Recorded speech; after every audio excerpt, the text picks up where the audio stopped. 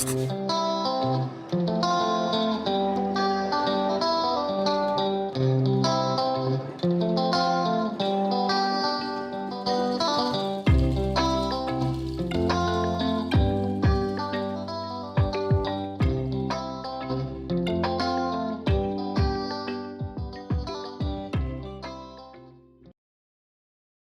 everyone, and thank you for joining this learning experience on how traumatic brain injury can affect a student's mental health.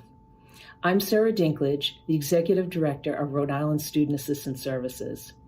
We are proud to bring you this series of webinars focusing on youth mental health and trauma and the unique role that parents, educators, and communities play in fostering resilience in youth. This series is brought to you in partnership with the Rhode Island Department of Health. For those of you who have attended our other webinars, you know the drill.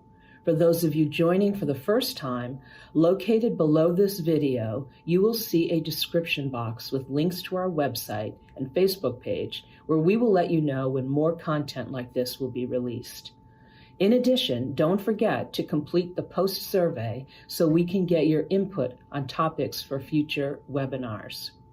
By completing the survey, you'll have the ability to receive contact hours and a chance to win a $100 gift card. We are pleased to bring you Doreen Grasso. Doreen Grasso has been involved in the field of education for 30 years. Doreen began as a middle school educator before moving to the training, professional development aspect of education in a variety of capacities, including an adjunct position in the elementary education department at Rhode Island College. For 5 years, Doreen worked for the Brain Injury Association of Rhode Island as their Youth Sports Concussion Program Coordinator and was recently promoted to Education and Program Manager. Please put your questions in the chat, and Doreen will answer at the end of her presentation. Thank you again for your interest in this very timely topic, and I'm now pleased to turn it over to Doreen. Thank you. Hello, everyone. My name is Doreen Grasso from the Brain Injury Association of Rhode Island. Thank you for coming today, and also known as BRI. I'm happy to be presenting to you on the very complicated issue of traumatic brain injury and how it affects the mental health and the return to learn for students. So the Brain Injury Association of Rhode Island has been in the state and working for over 30 years to help support people with brain injury and the families of brain injury and help them navigate through brain injury. So we have various programs with education in schools, senior centers, veteran centers, all the way throughout the state, and support services. Some key concepts for today. We're going to start off with some Brain Injury 101. It's the greatest place to start. So what do we mean by all these different acronyms of BI, ABI, TBI, second impact syndrome? And so we're going to talk about those and what are the mechanisms of TBI and concussion. What are the various ways that a brain injury and traumatic brain injury may affect a student in school? And then what collaborative supports might we put in place or have in place in schools for students returning to learn after concussion? So if you look here, here are some interesting CDC stats. Approximately, they have 2.87 million people, head to the TBIs, that have TBIs, go to emergency rooms throughout the country. We think that could easily be only half because so many people do not go to emergency rooms, so that number is much higher. But if you look down there, the emergency room visits, 32% actually are children, 8% in TBI-related hospitalizations, and 4.5% of TBI-related deaths.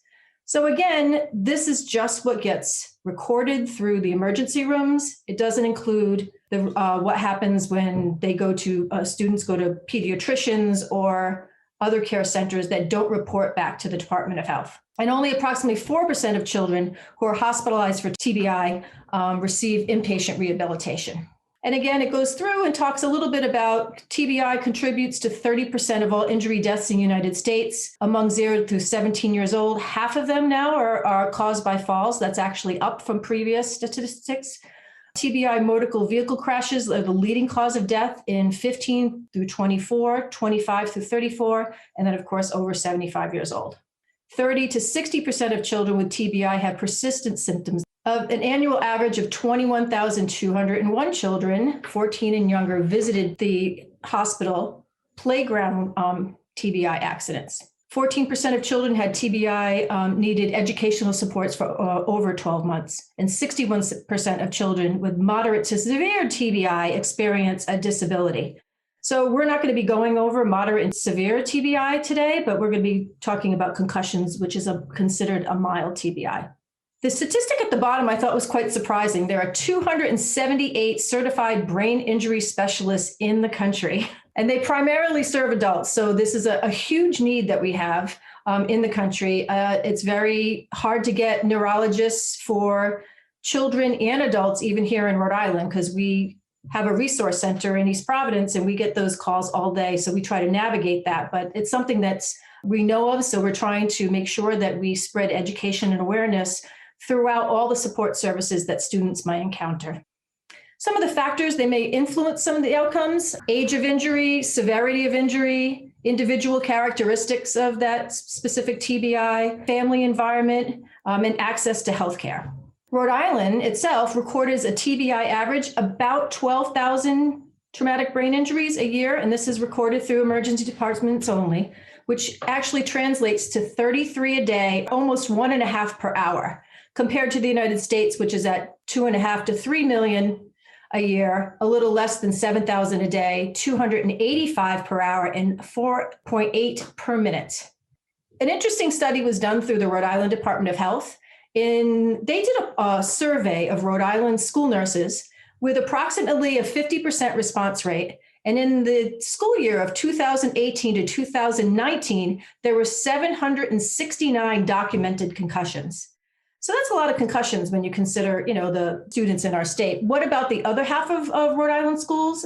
And then also you have to put in the factor of how many students did not report back to the nurse of the concussion or didn't have it reported at all. So like the rest of the country, factors that influence the success rate are lack of communication between healthcare and educators, socioeconomic disparities, lack of parental education, and gaps of knowledge.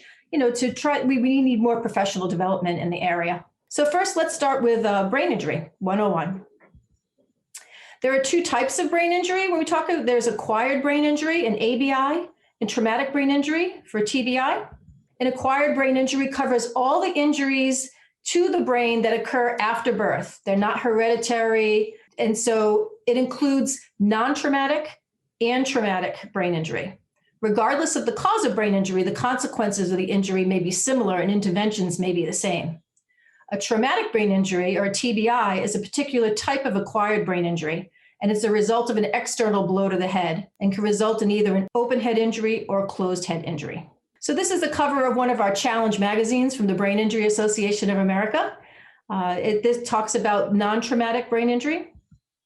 So when you really look at it, you have the umbrella of brain injury. And then within that umbrella, you have traumatic brain injury. So this is something I know that acquired is a way you get something. This is a slide that I also use with students. So sometimes I have to remind them. These are all the different ABIs that you can get. And then a subset of the acquired brain injury would be the traumatic brain injury. This shows it a little bit more. And so you can have the open brain injury, the penetrating injuries, assaults. That's not considered a TBI when skulls get cracked open. The closed brain injury, this would be our area of concussion. So it is more common than you think. This is a graphic also put out for the Brain Injury Association of America. And it talks about the injury classifications and the pathology that goes along with traumatic and non-traumatic ABI and TBI. So a traumatic brain injury or concussion is considered to be a mild traumatic brain injury. So the CDC defines it as a concussion is a type of traumatic brain injury or TBI caused by a bump, blow, or jolt to the head or by a hit to the body that causes the head and brain to move rapidly back and forth.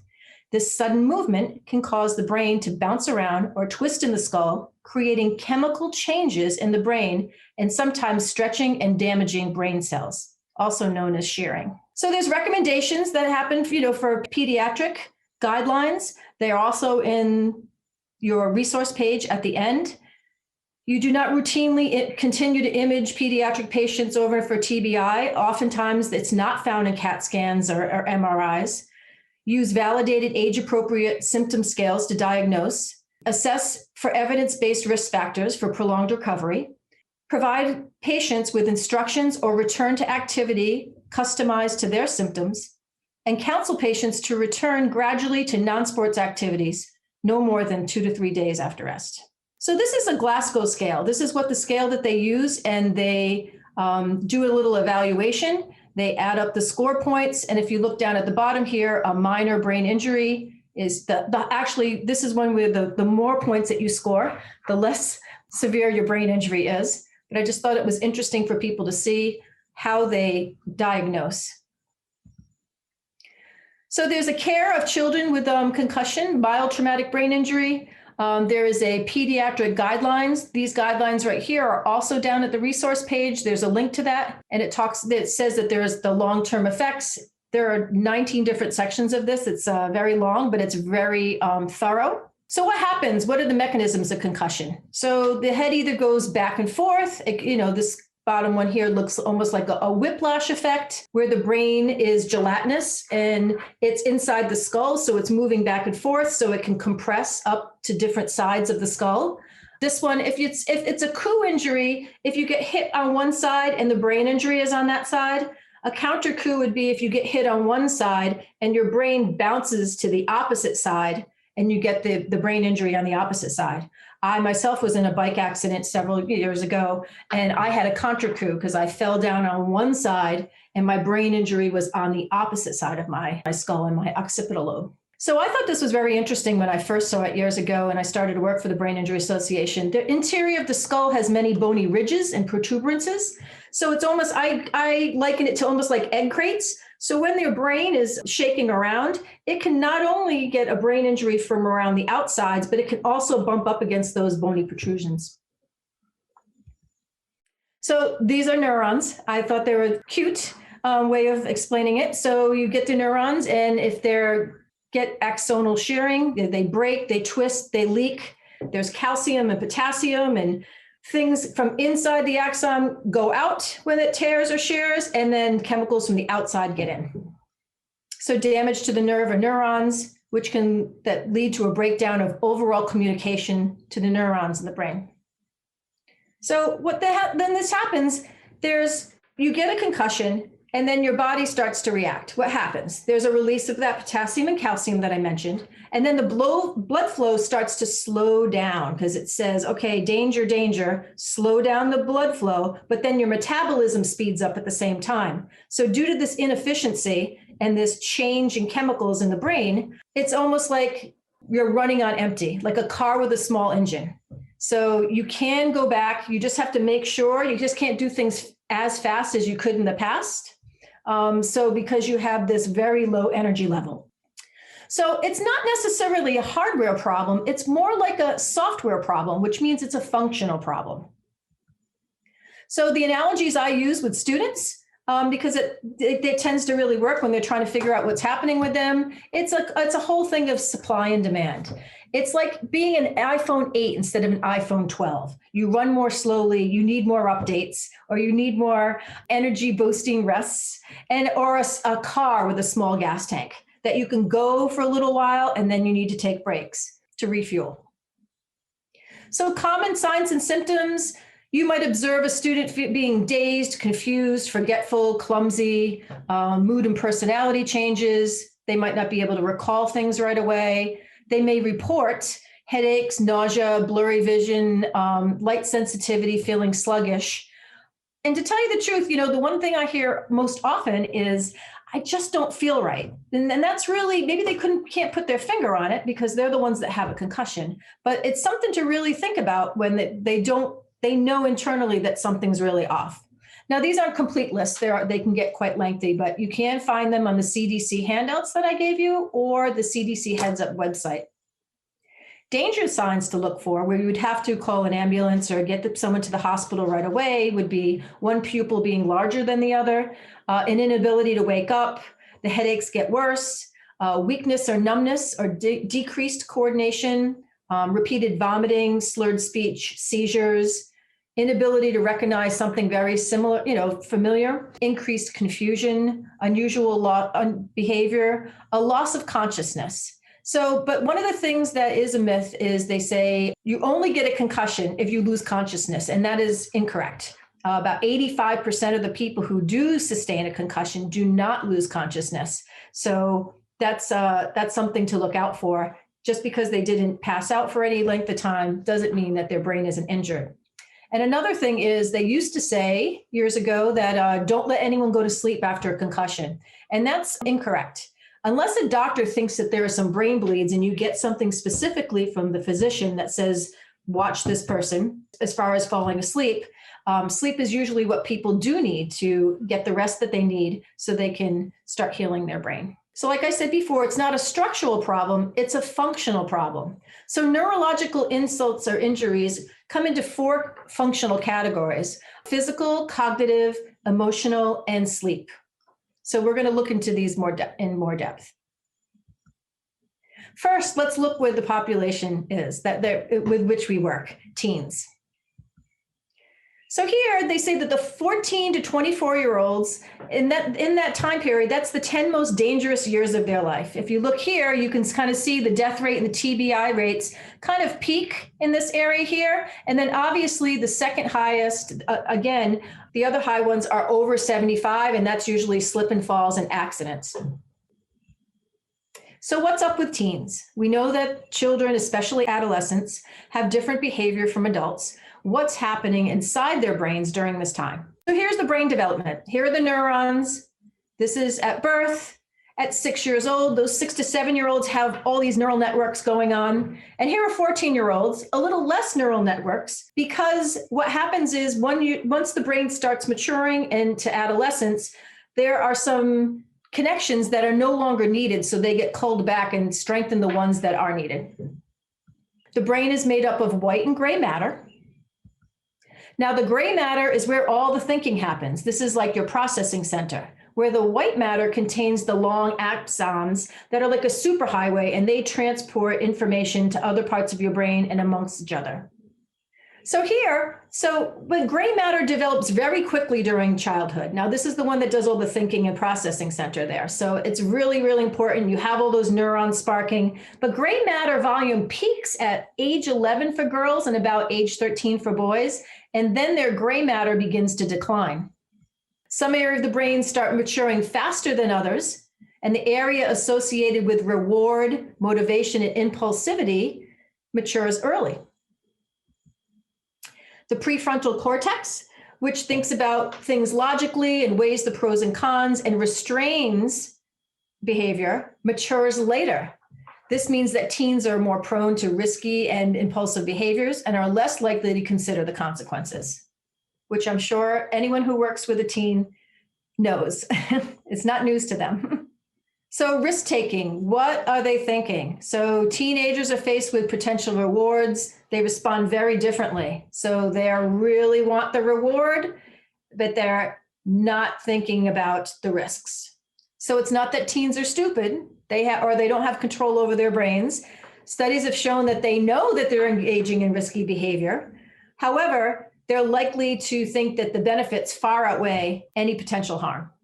So here we go. So we have the CEO of the brain. That section of reasoning and thought is maturing very slowly. The gray matter is declining. Your need for excitement and impulsivity and rewards is really up, and your problem solving and your moral reasoning and your reasoning are going down. So that leads to an interesting combination, a very emotionally turbulent time for teens in general. So here are all the risky behaviors. It's a perfect storm.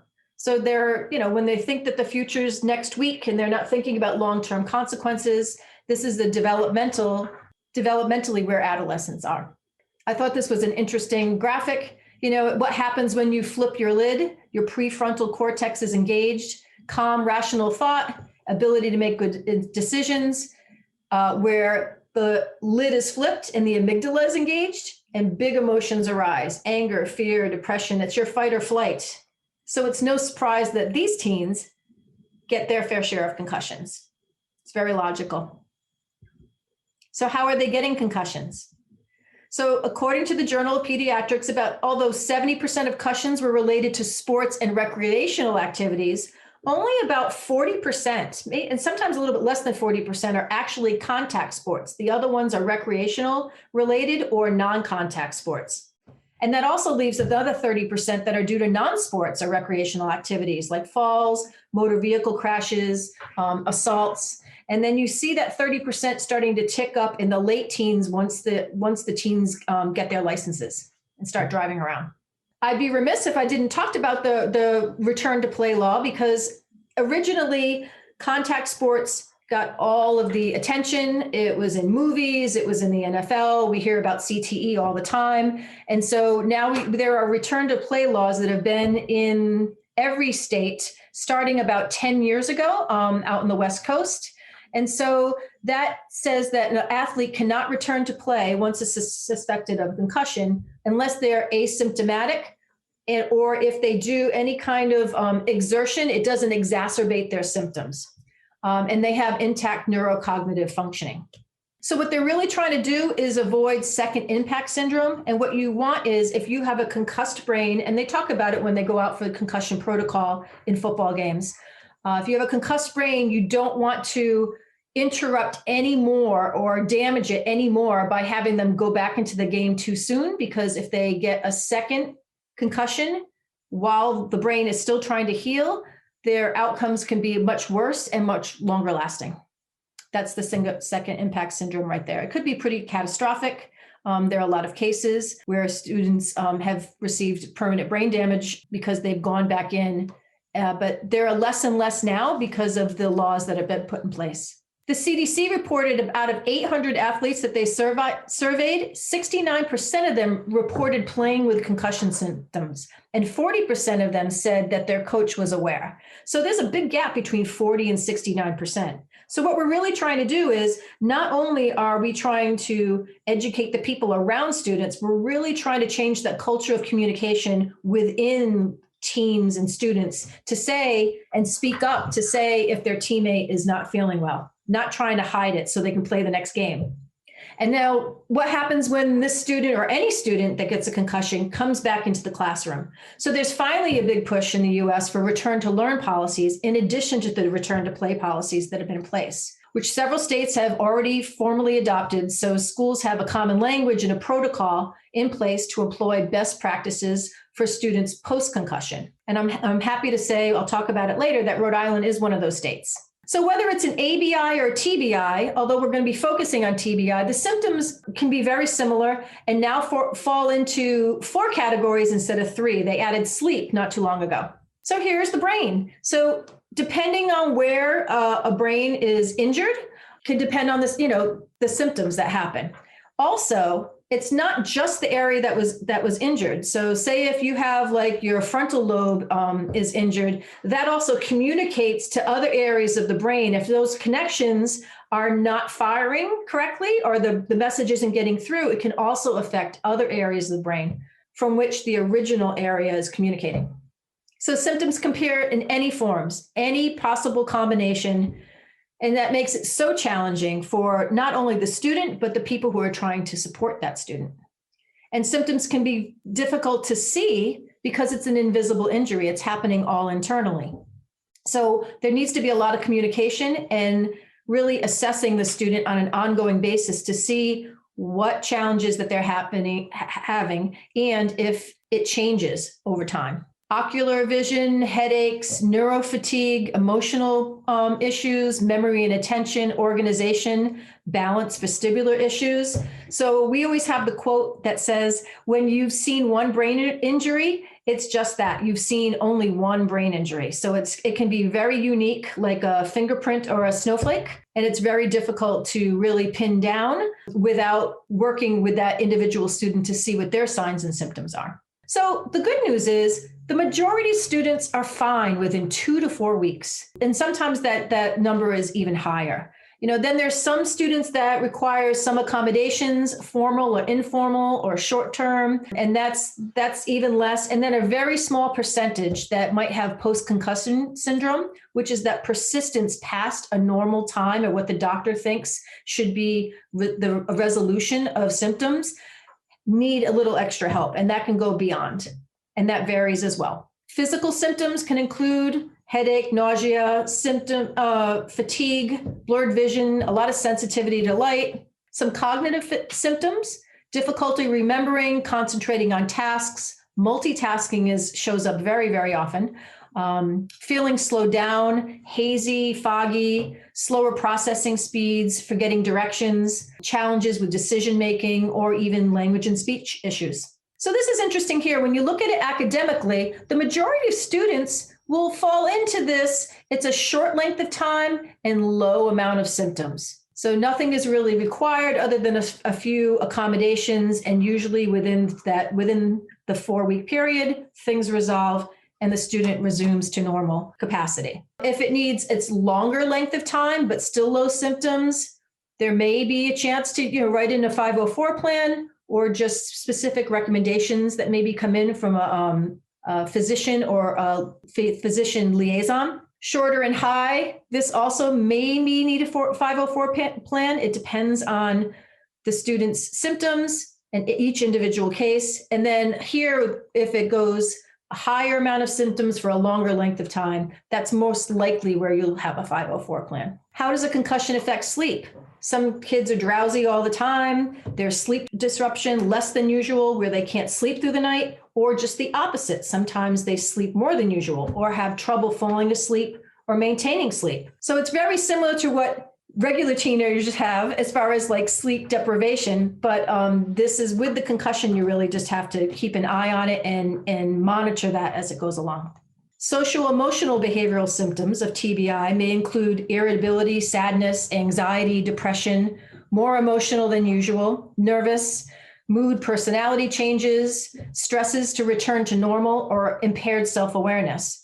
So I think what's interesting is when you look at the symptoms that a student or teen may have for concussion, being irritable or sad or moody or tired, that describes just about every teenager at one point or another. So I think what the really important thing is, the people that surround the student are the ones that really know if they're changed from their normal behavior, but especially try to keep track of, does that behavior change after a concussion? So I think this is always kind of an interesting tidbit of Phineas Gage. I don't know if you know the story of Phineas Gage. He was a worker. He was working on doing the blast caps, blasting through rocks, where they drilled the holes and they put the gunpowder in and you tamp it down. And he was a foreman on a job, and he was showing other people how to do that. And so when he tamped it down, he sparked the gunpowder that was in there, and it went up through his face and his eye and out the other side. But he lived, ironically. And this is back in 1848 that he lived. So what happened afterwards, before that accident, he was kind of like a happy-go-lucky guy, pretty jovial. He even joked when he went into the doctor's office and said, "I bet you haven't seen this today." And somehow, miraculously, he lived. But they noticed, it's one of the first cases where they really noticed a personality change after a brain injury. So afterwards, he was very ornery, supposedly. There's been books written about him. But I just thought it was very interesting that back in 1848, he died in 1860. During that time period, that's when they recorded that there was a brain injury causing anything with changes in behavior. So let's talk about the adolescent again. We know that adolescents are sensitive to all sorts of stressors in their life: biological, population, social. They seem to have a lot of stress and drama and not as equipped with stress management. Now, what do? We add a brain injury into the mix as well. So we can go from a student that is energetic and quick thinking to fatigue and slow processing, and each individual brain injury is unique, but frustration is the common reaction. So I'd love to be able to give people, like, let's do 1, 2, 3, 4, 5, and every kid with a brain injury, when they follow the steps, is going to be fine. But it's really just not realistic, and it's not the case. The frustration, though, is very common, and that will affect a student's mental health. So you look at the building blocks of brain development, any of these things, social emotional competency, executive functions, language processing, memory, attention, inhibition. So when they're all together, the student performs fairly well. So any one of these things, because they are building blocks, that gets askewed due to brain injury can also change that whole foundation that students have. And this is from Co-Kids with Brain Injury. It's a very good website. It's also on your resources.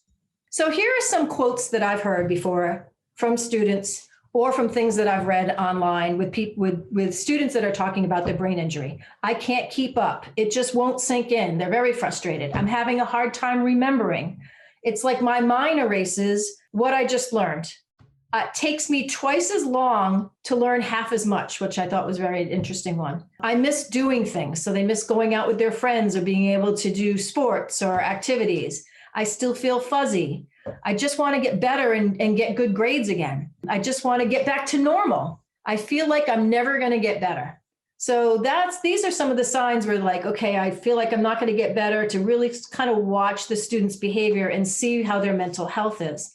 I find that the students that say that especially they're worried about grades, the really high functioning students that all of a sudden can't function at that pace, really, really take it badly or internalize that and get very stressed out. Socio-emotional behaviors or symptoms. Again, I'm just kind of repeating this to kind of see what about these emotional aspects.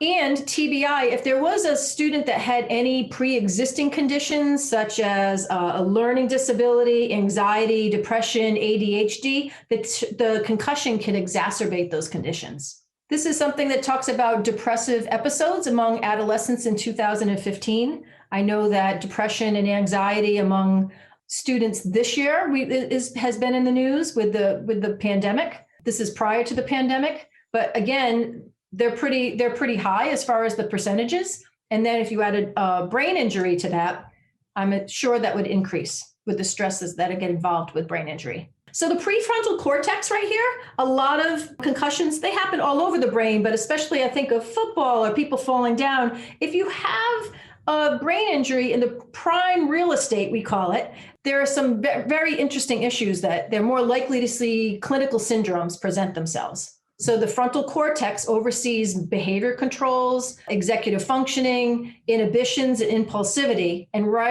towards the back, the amygdala is there with the emotional, biological fight or flight. So this higher value real estate is because there are three different networks that are happening. There's the dorsolateral prefrontal loop. So the information is being circulated. Up is down. That's info retrieval, planning complex tasks. You can get a new onset of depression symptoms.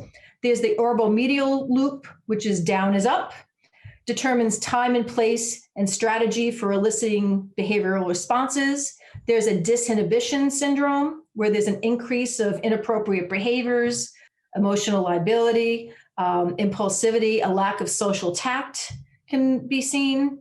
And then the anterior cingulate loop, which is behind the other two sections, modulates the reward and motivation related behaviors.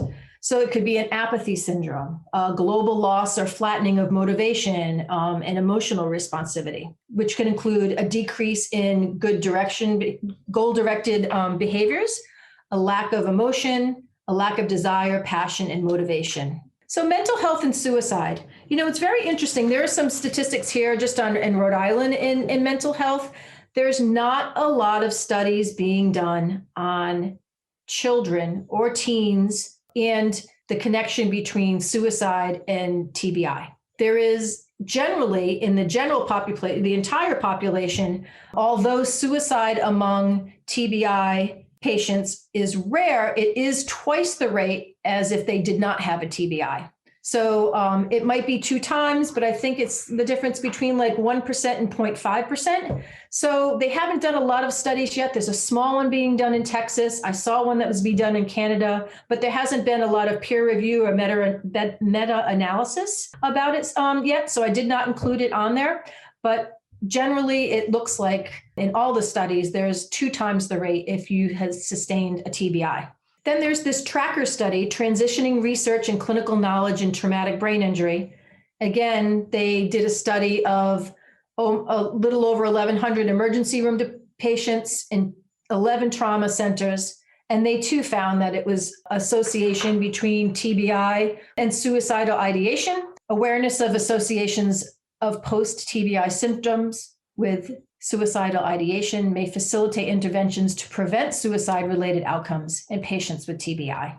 Parents. These are often what you hear. I subscribe to the Concussion Legacy Foundation, which is the brain bank outside of Boston. They look at all the brains that come in post-mortem and look at them for like CTE and other behavioral changes.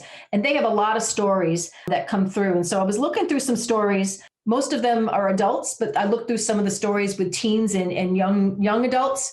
And the parent comments afterwards that said, I didn't see or know the signs. So it's really important for parents to be aware of and be educated about the signs of concussion. Or other ones said, I knew something was up. I couldn't figure it out. They said that they were fine. I kept on saying, oh, what's wrong? I thought their behavior was off. And later found out that not only did they think behavior was off, but they got information back from friends that they were not the people who passed away weren't acting like themselves. And the saddest one is if I knew then what I knew now, because what happens, like every devastating blow to a family of suicide, they start looking into things and they learn things afterwards. And then the signs were there, most likely leading up to that teen suicide. So they're the same signs as a typical teenager sometimes. I mentioned earlier, you see some of those signs where they're, moody or depressed or maybe snapping back where they otherwise wouldn't. And parents were giving them more of the benefit of the doubt because they didn't feel well, they had a concussion, but it's something to really watch out for and try to monitor and maybe get those students as much support as they need. So how can we deal with or intervene with if we encounter unusual behavior in school, especially TBI is involved? How can I tell if a student can't give what I'm asking for if I'm working with them, or they won't, that can't versus won't? And something to think about when attempting to hold a student accountable for their actions. So this is an interesting, the reframing the behavior. So I think it's probably a good strategy to start off thinking, okay, is that this student can't do it? What can I do to support them? And then as you're evaluating and you're talking with the student, try to determine between that, is this student engaging in this negative behavior in school because they can't engage in the more positive behavior, or they won't? How can we apply a collaborative problem-solving philosophy with these TBI students? Kids, if you have the mindset of kids do well if they can, so if they're not, something's wrong and we need to support them. Do they have the skills prior to the concussion? So is there something that they had and they've lost? If kids struggle with behavior, it is because they lack the skills, flexibility, adaptation, frustration tolerance, problem solving, and determining whether it's skill or will. There's also a handout on that as well. Teach the skills, collaborate with the child to solve the problems in a mutually satisfying way first, and then think of rewards and consequences later. So the whole idea behind it is to empathize and to gather information from the student's perspective. What are the adult concerns, whether it be parents or support staff? And then once the concerns are shared, let's brainstorm together the solutions that can be put into place that are really doable and realistic with the supports are available. You know what supports are available in your schools.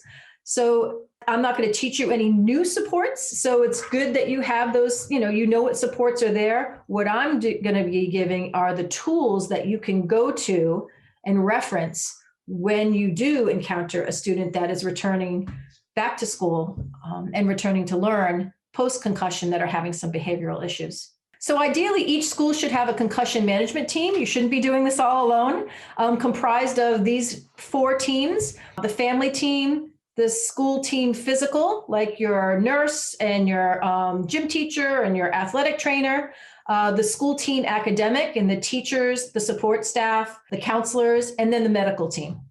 So we are one of the states, I think we're 15th in the country, to adopt and customize the REAP for Rhode Island. So it has an overview of each area there. So if I go back here, each area in the REAP, when you look at it, will have something for different sections. So there's a section that all the green sections would be for medical staff. All the light blue and dark blue would be the school team. And then there's a strand that goes through in the orange. So it's very easy to follow. So you really want to talk to teachers or about fading academic adjustments in the first few weeks. Sometimes teachers will just say, okay, we'll wait and we'll give it all to you at the end, but it's really not a good strategy. It kind of stresses out students that they know at the end they're going to have this big pile of work to do. So we always ask teachers to see where can you cut some things down, or what are the basics that you definitely need the student to do, and how can we fade out those the other assignments. Frequent breaks are also on there as well, removing any non-essential work. Mistakes were made, do not penalize. If there's an empty grade book, the biggest source of student anxiety that I was just talking about, try not to use, beyond 2 or 3 weeks, and definitely not beyond the 4th week. How do we remove and reduce so it's better for the student? What are the most essential information? What's non-essential? How can we adjust this? How can we make modifications? And like I said, the concussion symptoms typically last within 4 weeks. So we have this really interesting program now. We have a subscription of TACT. It's part of Get Schooled on Concussions. And so what is going to be happening, and what we're going to be rolling out to the schools this fall, I'm actually working with some of the school nurses now, is if there is a teacher that gets a student returning to learn, coming back into their classroom after concussion, they would contact either the school nurse or the guidance counselor, and they have a website to go to. It's our state website that I manage. They'll go to the website, they'll put in the code, they answer about 8 questions. And it's not questions about the student, because we don't need private information about students. The teacher will go in and answer about 8 questions, and it's usually about your grade level, your teaching style, a little bit of the expectations. Do you use visuals? Is it more hands-on? Something to that effect. And then they press send, and then they'll get 3 weeks of concussion tips into their inbox. So we wanted to make sure that teachers got direct support. So the first week would be, these are the things you look for the first week. And then in the second week, there might be 3 more. And they're really short tip sheets. You can kind of see them right here. They're very digestible. We don't really want to add anything to teachers or support people's plates, but we want to make sure that they have something that's very easy to use, that they can use immediately once the student shows up in their classroom. Here are some of the 2 examples, the 3 most common effects, when to write a 504 plan. So also attached to the end of the resources here, in Colorado, that's the REAP is done, and Get Schooled on Concussions is done by Dr. Karen McAvoy. She works for Colorado Department of Education. She was a school counselor in a school where they had a student die of second impact syndrome. So this is her brainchild, and it's expanded into a nationwide REAP manual, and then this manual for educators as well. And so you can look on to BrainStep, Colorado Kids, and find all this information as well. And it fits already into existing systems that you have for support and intervention already in schools. Also on the end, when you go looking through, you have a neurocog eval in there. You also have a child behavior checklist.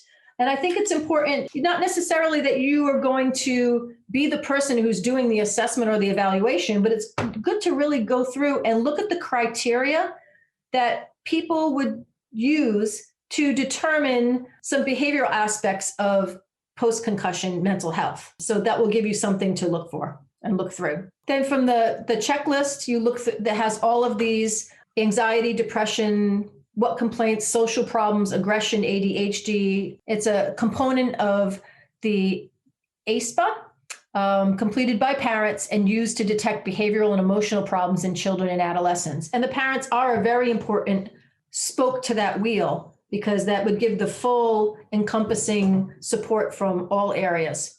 So general ways to help: use the support systems that are available to you in your district. Be instrumental in communicating to other adults that there are resources out there. Start a CMT or concussion management team, or bring it to the attention of the principal, the nurse, the guidance counselors. Share with teachers and other support staff. the signs and symptoms, this evaluation criteria. The REAP manual should be in every school. Electronically, we've sent it, and we've also sent it to the superintendents in hard copy form. Communicate with students about their symptoms and changes they're experiencing. Develop an emotional plan, support plan, where students have an adult to talk to and go to when they're feeling overwhelmed. Provide students with a quiet location to go to if they're feeling overwhelmed or need to get away from noise. Most students will need only short-term changes and supports. And concussions are really complex. So, you do what you can within the scope of work to fill in, some of those gaps, but it really should be a team effort. What to do, how to go about matching solutions with individual needs. These are just some examples. First and foremost, follow the physician's recommendations or that patient liaison that sometimes physicians have. The environment, the student might need to take a quiet space to work or take a break or take frequent breaks. Preferential seating in the classroom, lower light, lights off or sometimes sunglasses on. Avoiding noises. We find that cafeterias and gyms and places where there are a lot of noise really bother students that have post-concussion symptoms. Physical, follow the guidelines from the physician.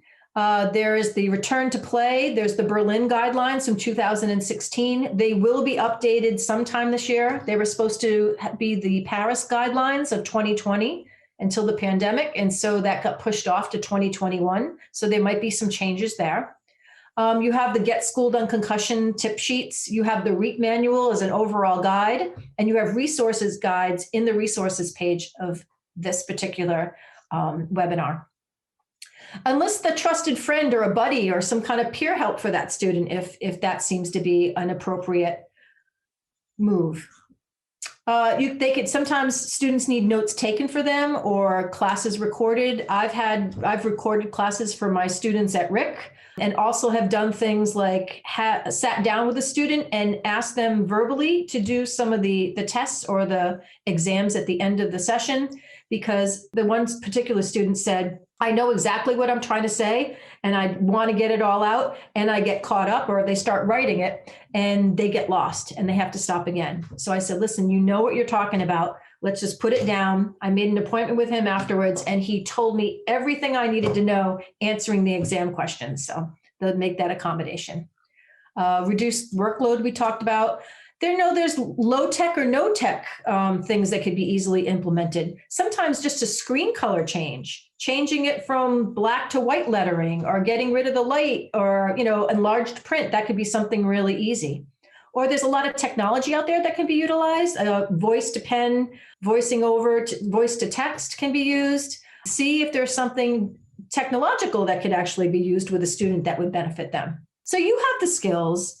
Do what you do well. A trusting relationship built with a student, of a supporting adult, goes a long way. And so if they're having any kind of issues, we want to make sure that they're not holding them inside and that they're sharing with us, and we can support them in whatever way that we can. So maybe with more interventions earlier in life, we could make a difference in something that would be longer lasting. A very interesting fact, we talked about the juvenile justice system. Interestingly enough, 40% of juveniles fall into what would seem like they had a TBI event in their past. And then 60% of adult inmates also fall into that same category. So that's pretty shocking information right there. But we want to avoid having long-lasting mental health issues, homelessness. There's a lot of traumatic brain injury sufferers, and of course, suicide. So what are the takeaways? We need to spread awareness, educate, and collaborate with all the stakeholders involved, which means communication, collaboration, and cooperation. Treat every individual brain injury just as individual. Awareness and advocacy goes a long way. Most concussion symptoms will resolve in about 4 weeks. Evaluate, assess, monitor the progress, and modify the support accordingly. TBIs can exacerbate previous conditions, mental health or learning disabilities, or create their own new challenges. Working closely with the student listen, inform them about TBI, involve them in the process, because if they're already blaming themselves, like, what's wrong with me, you can assure them that this might be something that's temporary or something that you can work on, that, and actually to rest. And even though they want to get out and get back to life as soon as possible, with that rest and pushing up to, but not beyond, we don't want to exacerbate the symptoms. You don't want to completely stop exercise completely. It's found that that's not as beneficial as they had once thought. So they include the exercise as long as it doesn't exacerbate any of the symptoms. Studies are being done. There are things that are happening with TBI in students, TBI in mental health. You can find them, NASHIA, which is the National Association of State Head Injury Administrators. They have a lot of webinars in their archives to look at with TBI and suicide, TBI and mental health. So there are things being done and the word is getting out. So things are moving in the right direction, and they're certainly moving in the right direction here in Rhode Island. So it's not easy. We do what we can, and it does take a village. So here are some of the resources that I've gone through that I've talked about earlier and the references. Please feel free to go through any of these. Some of them are quite lengthy. The CDC guides, the Brain Injury Association of Virginia has a Return to Learn resources. It's an entire guide. I just like to download it and have it on me in case I need to go to a particular section if a student is having an issue. Explore the links. There are many resources that give more specific and more detailed recommendations that we could possibly do in this 1 hour. But knowledge is your superpower. We don't expect you to know everything that's there, just how to find it and how to share it. So use the handouts, even if you're not administering a neurocognitive evaluation. It's good to see and know the criteria and see what that includes. So you'll be on the lookout for various consequences a child may experience after sustaining a concussion. And know that you can always come to the Brain Injury Association. You can contact me. You can call our office. It's the local resource for anything about brain injury. Sometimes people call us and they're just looking to find the best referral or how to navigate the system with insurances. We're not a medical facility. So what we do is we get the people in touch with the resources that they need or they're looking for. We also have support groups for adults. We do not have support groups for teens, but we can certainly, even caregivers, even if it's a parent that's looking for some kind of support with a student, we are definitely there to help. So get in touch with us at any time. So I appreciate your attention. I will open it up there if people want to ask some questions.